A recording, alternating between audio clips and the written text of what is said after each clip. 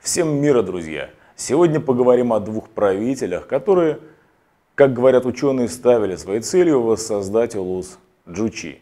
Поехали! Наряду с правителями отдельных осколков Золотой Орды, которые довольствовались властью в том или ином регионе, наследуя титулы золотоордынских ханов, отчасти задействуя элементы государственного устройства и правового регулирования, в XVI веке появились правители, видевшие свою миссию в восстановлении павшей империи.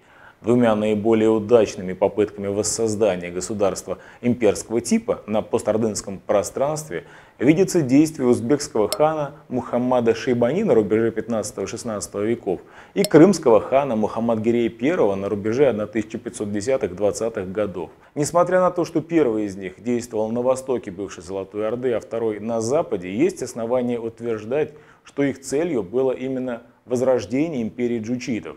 Главным доводом в пользу такого предположения является тот факт, что именно оба правителя, помимо укрепления центральной власти в собственных владениях, стремились подчинить себе и другие региональные государства джучитов, вплоть до Поволжья и Приуралья. Узбекские и крымские ханы сумели осознать изменение политико-правовой обстановки и найти золотую середину в сочетании прежних и новых средств политической борьбы, организации власти на подконтрольной территории, правового регулирования отношений. На первый взгляд, между этими двумя монархами трудно обнаружить много сходств.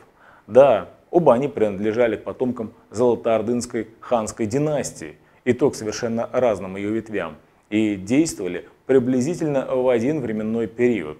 Но правили они разными государствами, поддерживали контакты с разными странами и народами и находились под влиянием разных политических традиций. Первым и, по-видимому, самым сложным направлением деятельности Мухаммада Шейбани и Мухаммад-Гирея I по собиранию земель являлось обеспечение контроля над отдельными регионами в течение 15 века, выделившимися из состава Золотой Орды. Для Мухаммада Шейбани это были в частности Сибирь, Хорезм, Восточный Дашт и Кыпчак, а для Мухаммад-Гирея I Казань, Астрахань и Дашт и Кыпчак Западный. Здесь к этому времени уже сложилась традиция правления собственных монархов, ханов, которые успели понять преимущество власти над собственными регионами и вряд ли были готовы безропотно отказаться от своих прерогатив, пусть даже и в пользу более сильного и более энергичного правителя. Поэтому, хотя в некоторых случаях оба хана и использовали чисто военные методы установления контроля над тем или иным регионом, например, Мухаммад Шейбани в Сибири в середине 1490-х годов и Мухаммад-Гирей I в Астрахани в 1522 году, их целью не было механическое присоединение таких территорий к своим владениям. Оба прекрасно понимали, что обширные государства, создаваемые из регионов с населением разных национальностей, социально-экономических укладов, традиций и обычаев, и уже прошедших этап независимости, не могут управляться из единого имперского центра. Поэтому наиболее оптимальным выходом из ситуации стало создание своеобразной федерации джучитских государств, во главе которой стоял, соответственно, Мухаммад Шейбани или Мухаммад-Гирей I. Подобный подход представлял политико-правовой компромисс, в результате которого региональные правители сохраняли значительную автономию, признавая главенство старшего хана. Некоторые из таких правителей даже могли сохранять ханские титулы, таким образом практически ничего не теряя в своем статусе и прерогативах внутри собственных региональных государств. Просто у них появлялись обязанности соотносить свою внешнюю политику со старшим ханом и время от времени участвовать в его военных мероприятиях. В державе Мухаммада Шейбани в начале XVI века к числу таких его государей-вассалов относились в частности хивинский хан Ильбарс и, возможно, сибирский правитель Шейбанид Кулук-Султан. Отдельного внимания заслуживает любопытное сообщение Шахабуддина Марджани о том, что Мухаммад ибн Шахбидах ибн Абулхайра Шейбани оставил завещание, в котором передавал казанский трон крымскому царевичу Сахиб-Гирею. Остается только гадать, имеет ли это сообщение под собой реальные основания. Вполне возможно, что Шейбани-хан считал себя вправе распоряжаться тронами поволжских ханов.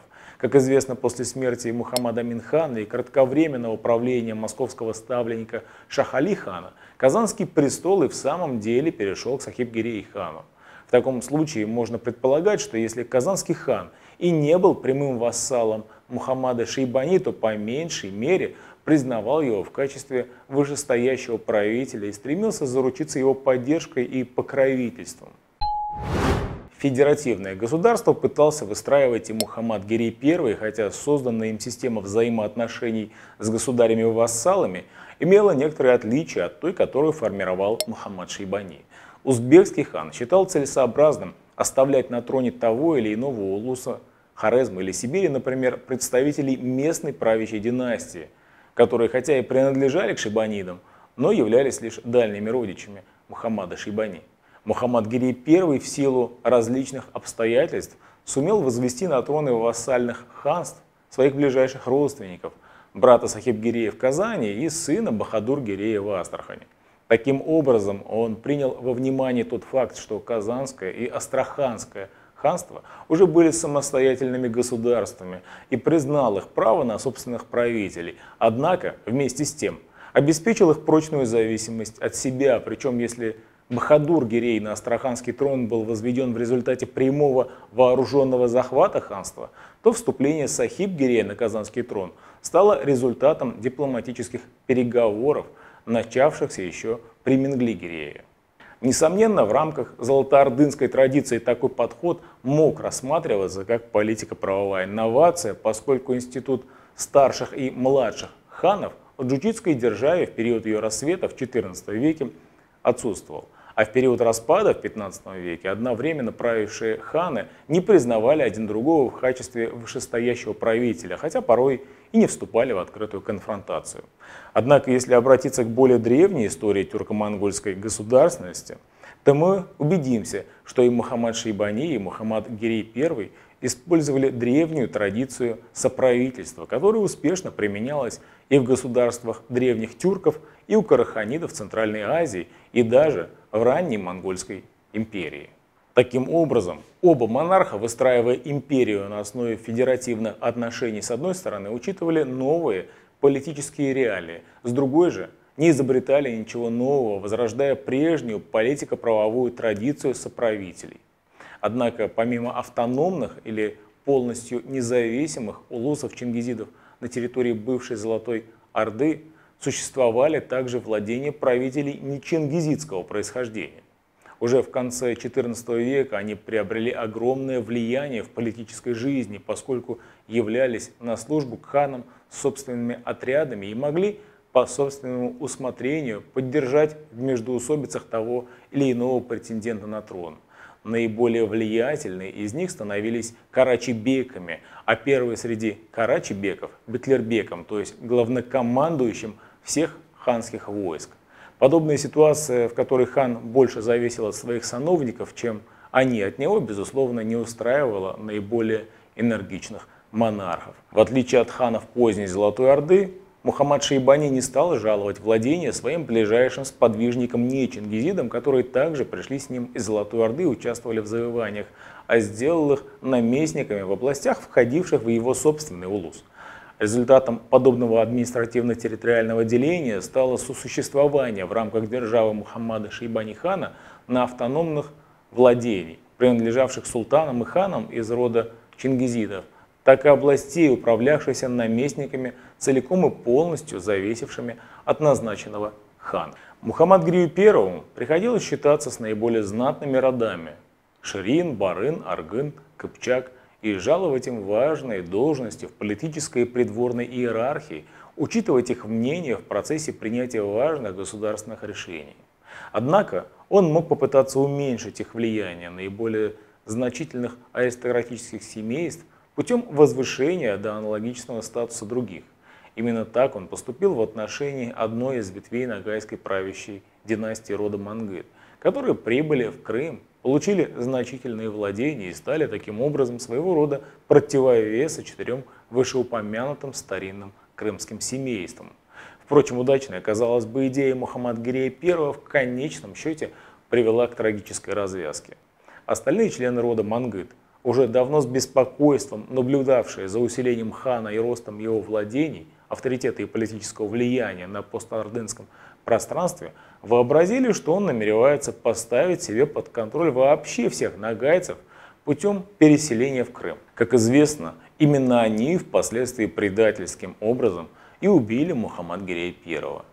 Тем не менее, важно сделать вывод, что самовластие аристократических родов в период правления этого хана, точно так же, как и при Мухаммаде Шейбани, существенно снизилось и, в общем, напоминало взаимоотношения золотоордынских ханов и родоплеменной аристократии до распада Золотой Орды. Политика обоих монархов в отношении аристократии нашла отражение в изменении еще одного важного золотоордынского института, вышеупомянутой должности Беклеребека. Мухаммад Шейбани уже в 1480-е годы сделал своим верховным военачальником своего четвероюродного брата Алике Султана.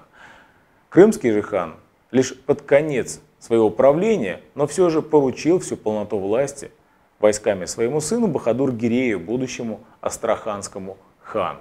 Тем не менее, в целом, административно-территориальное устройство державы Мухаммада Шейбани больше соответствовало золотоордынскому, поскольку включало в себя как автономные полукочевые владения, так и оседлые области с ханскими наместниками во главе. Мухаммад-Гирей I в своей территориальной политике в большей степени учитывал значительную роль крымских аристократических родов, и, соответственно, его государство состояло преимущественно из владений кочевой аристократии, центрами которых являлись города и оседлые округи.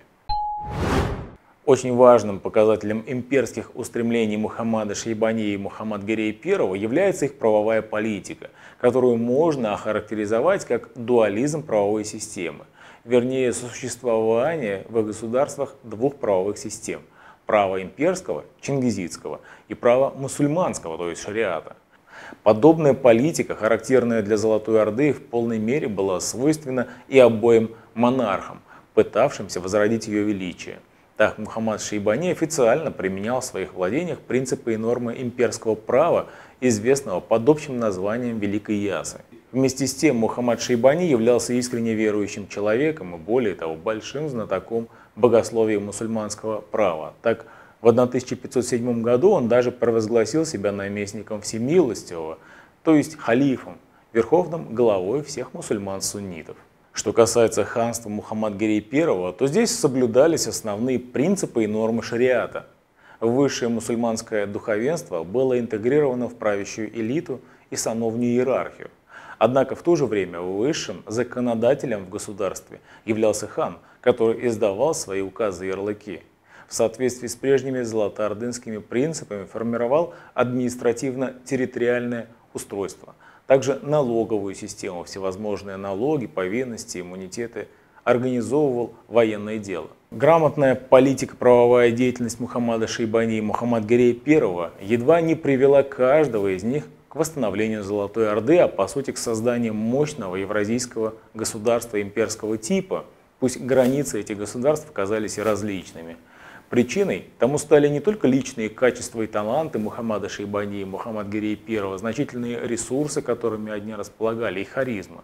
Наиболее важно то, что оба монарха сумели адаптировать имперские политические и правовые категории к новым политическим реалиям, найти компромисс при выстраивании отношений между имперским центром и региональными владениями на постордынском пространстве в противоречивых условиях.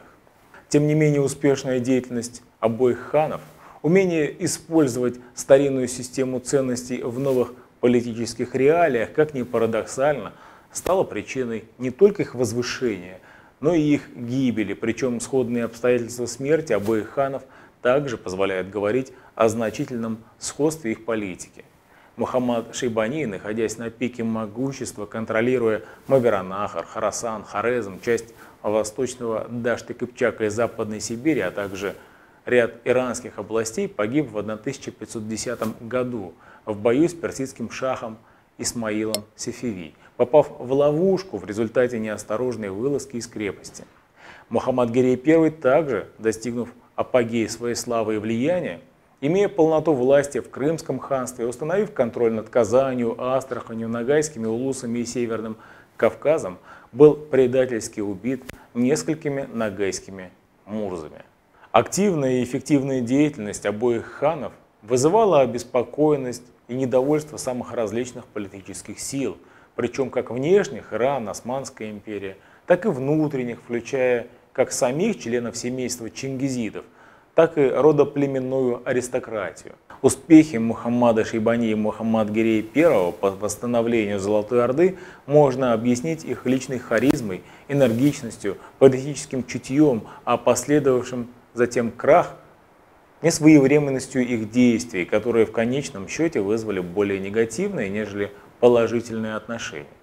Идея необходимости объединения восторжествовала на постордынском пространстве примерно полвека спустя, в 1550-е и 60-е годы, когда Московское царство с одной стороны и государство шейбанидов, родственников и преемников Мухаммада Шейбани в Амиранахре с другой стороны стали предпринимать энергичные шаги по установлению контроля над различными территориями, ранее входившими в состав Золотой Орды.